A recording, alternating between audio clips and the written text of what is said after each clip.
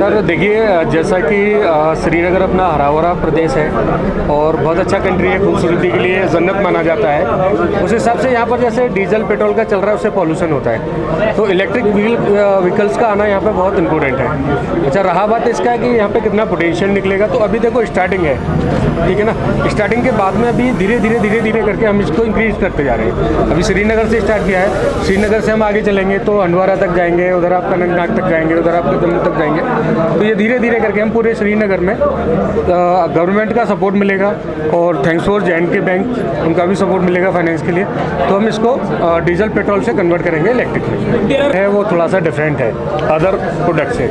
अपना जो प्रोडक्ट है वो नई टेक्नोलॉजी के अकॉर्डिंग आया है। अभी तक जो ई रिक्शे चल रहे हैं वो चल रहे हैं लेड एसिड बैटरी पर, और हमारा जो फाइनेंस का सेगमेंट बिगड़ा है ना वो केवल फ्यूल को लेके ही बिगड़ा है सर, ठीक है ना। जो फ्यूल है हमारा वो पर्टिकुलर प्रॉपर नहीं है, और लेड एसिड बैटरी पर इलेक्ट्रिक ऑटो इंडस्ट्रीज का कोई भी फीचर नहीं है। इसलिए हमने इसको स्टार्टिंग से ही लिथियम बैटरी पर किया है। लिथियम बैटरी का पहला नंबर वारंटी ज़्यादा होता है, इसका चार्जिंग टाइम कम होता है, लाइफ लॉन्ग होता है और लाइट वेट होता है। तो और प्रोडक्ट से बेटर है हमारा प्रोडक्ट। माजिद साहब, आप आज इनोवेशन का पार्ट थे, क्या लग रहा है आपको कि कैसा मार्केट ही बना चुके हैं श्रीनगर में, या लगता है? मार्केट का भी हमें पता नहीं है। बेसिकली ईपीएल कंपनी ने हमें इनवाइट किया और हमने एक्सेप्ट किया, और हम इसलिए एक्सेप्ट कर रहे हैं कि मेरा पैशन है, मेरा शौक़ है कि हर एक को यहाँ पे जो है रोज़गार मिले। और जिस तरह से हमने अकॉर्डिंग टू गवर्नमेंट रिपोर्ट उसकी यहाँ पे 1000 से ज़्यादा ई रिक्शा इस वक्त चल रहा है, डेट मीन्स ये दिन ब दिन ग्रो कर रहा है, क्योंकि इसमें पोल्यूशन नहीं है और इसमें जो रेट है, जो किराया इसका है वो फीजेबल है। इसलिए हमने जो है इसमें पार्टिसिपेट किया इनके साथ, और हम इनका इस चीज़ पे सपोर्ट करते हैं कि अगर यहाँ पे रोज़गार जनरेट हो